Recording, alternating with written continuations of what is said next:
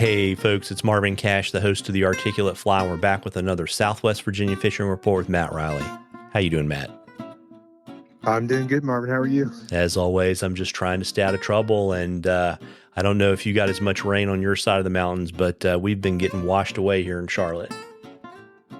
Yeah, we've had a fair bit. I'd say the last couple of weeks it's rained just about every other day at least, and we've got rain in the forecast for the next week. So things are things are full and rising in places, but it hadn't been a washout. But things are definitely on the high side, particularly up on the new.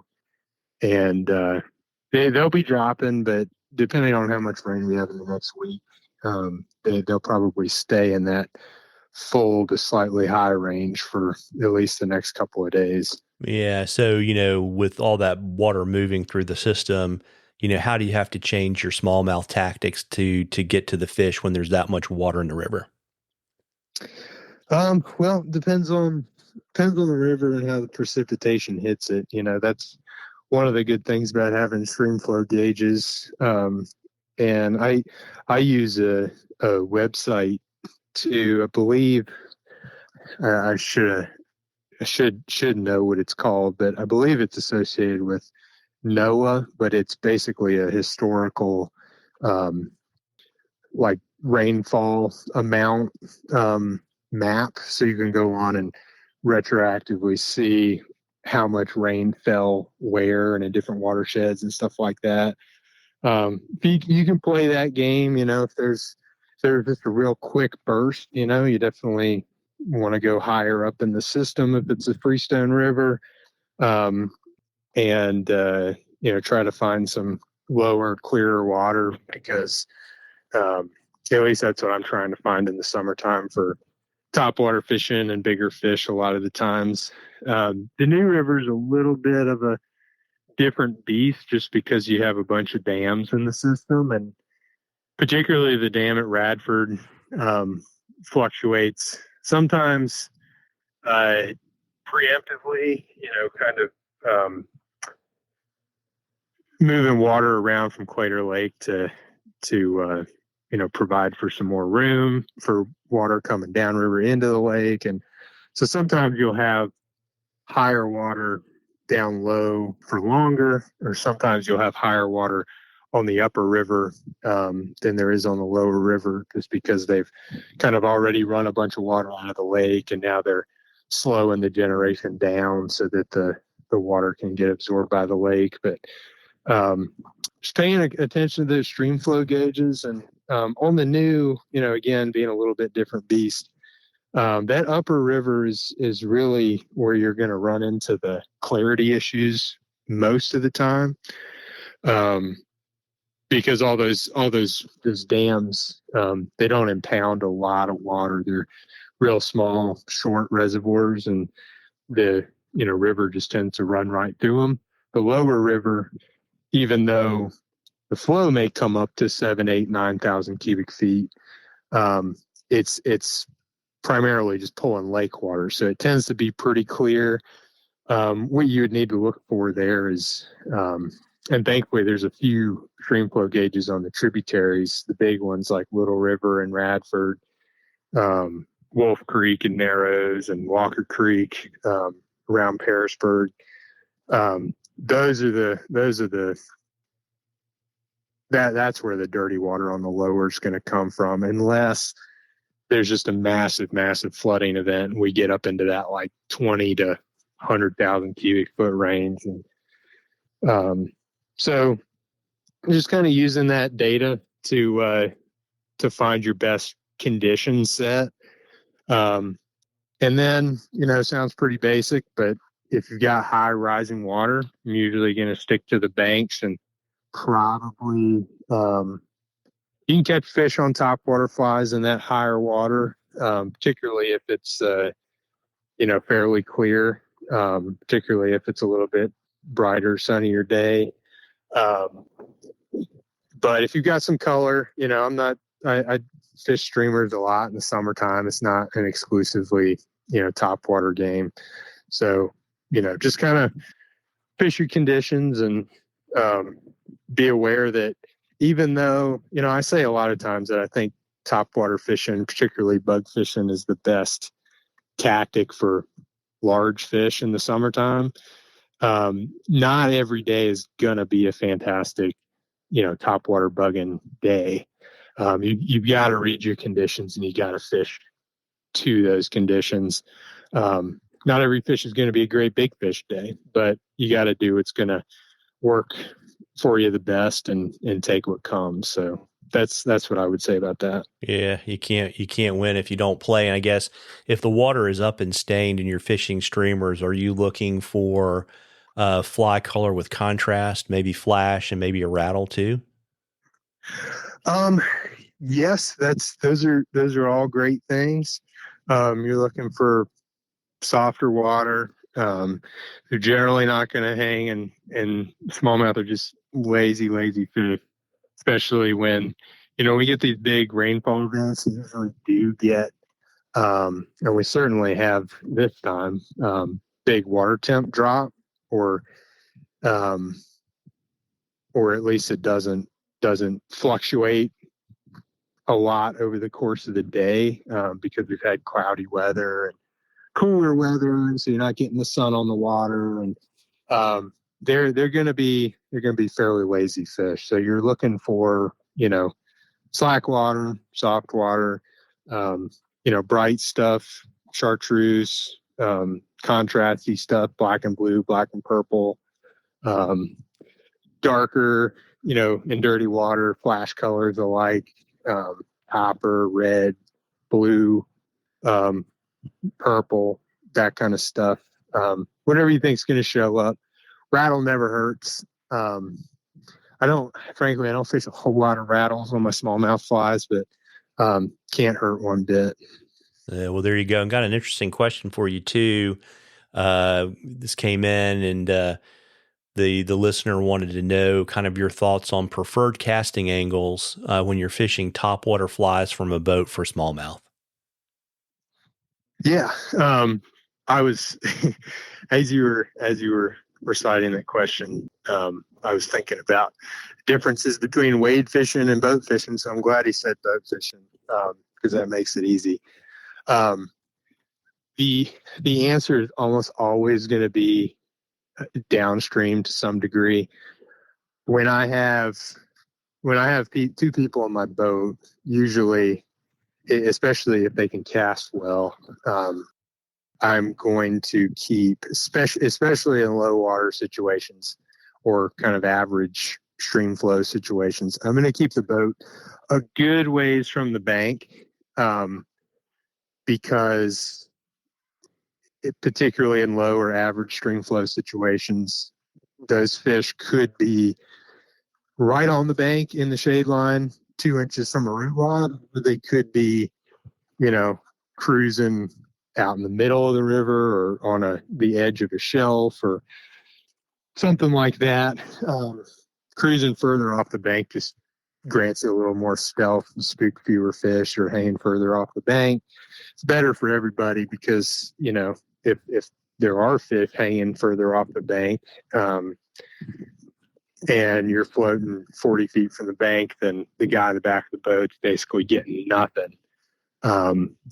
And even if they are on the bank, then, your guy in the front's pounding the bank and the guy in the back's not getting anything. So what I usually try to enforce is having the guy in the front of the boat making, long, like 45-degree downstream casts to, usually I'll have that person fishing off the bank, off of the first shelf or any kind of interesting structure that's coming up kind of in line with the boat.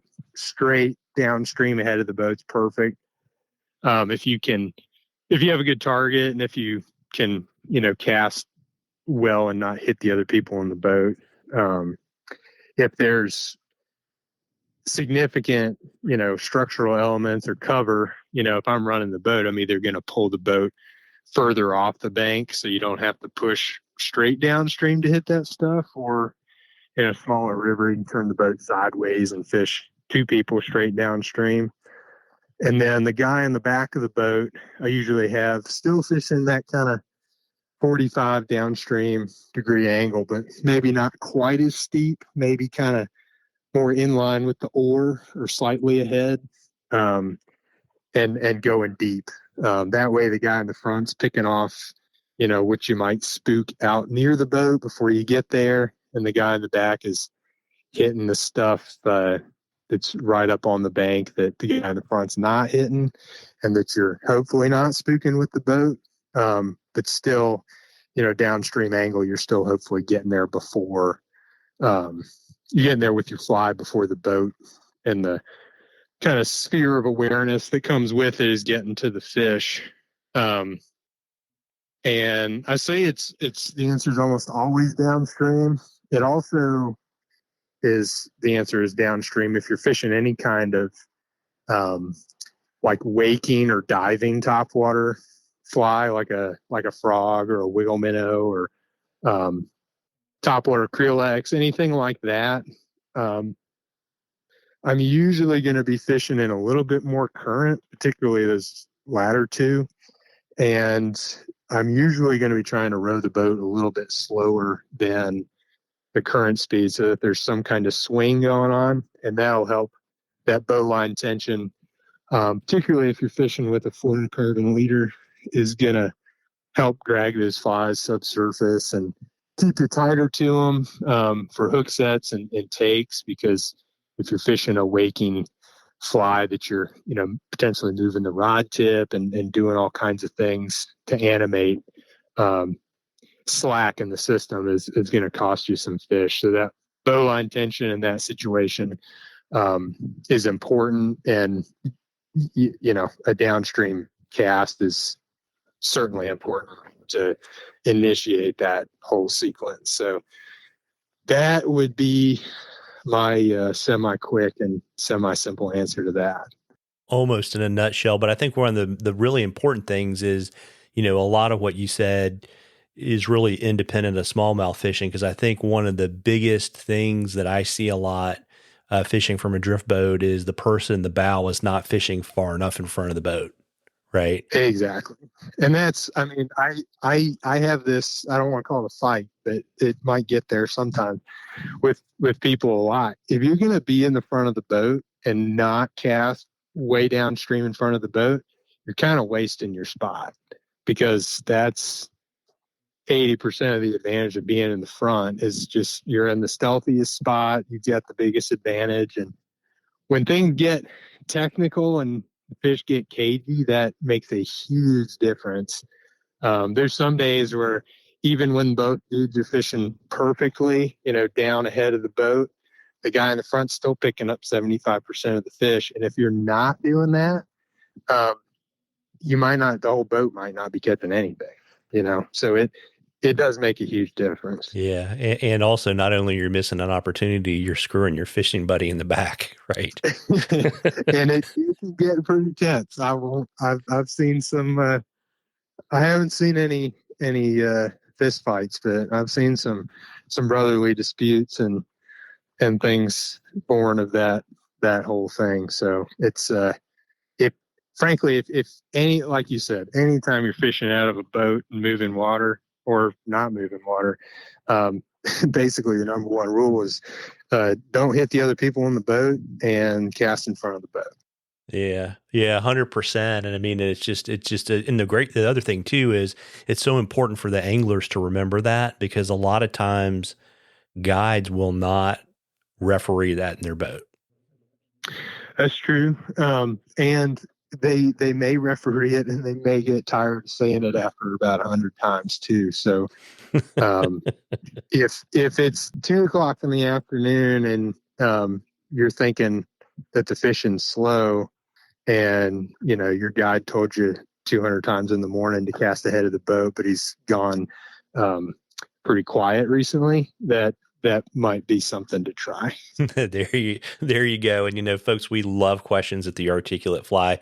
You can email them to us. You can DM us on social media, whatever's easiest for you. If we use your question, I will send you some Articulate Fly swag. We are in a drawing for something cool for Matt at the end of the season. And Matt, I know you're well booked into the summer, and you're running out of real estate in the fall as well. You want to let folks know how they can reach out and talk to you and get on your guidebook? Yeah, sure. Like I said before, fall and winter are kind of open season on a lot of different things. Summer's totally booked. There's still some room for some early to, well, I guess mid to late fall smallmouth fishing. Started to book some. The biggest probably premium on dates is going to be new moon periods on muskies. They tend to go the quickest, and I'll start doing that sometime in October. I think the first new moon in October, or the new moon in October this year, is pretty early. So that's started to book a lot of those.